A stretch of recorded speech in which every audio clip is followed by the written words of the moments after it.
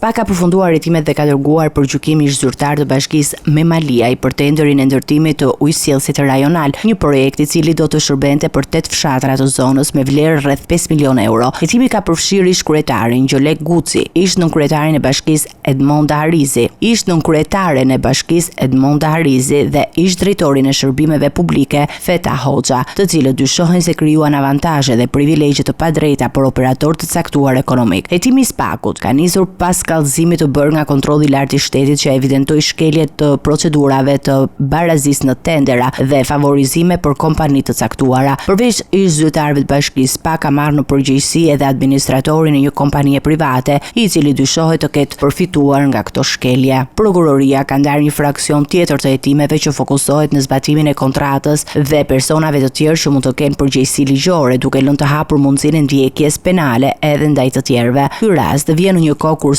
SPAK po intensifikon ndjekjen e rasteve të korrupsionit në prokurorimet publike me qëllim garantimin e transparencës dhe barazisë në tenderat e institucioneve shtetëror. Autoritetet nënvizojnë rëndësinë e drejtësisë dhe detyrimin e zyrtarëve publik për të respektuar procedurat ligjore në mënyrë që fondet publike të përdoren në mënyrë të lishme dhe efikase për qytetarët.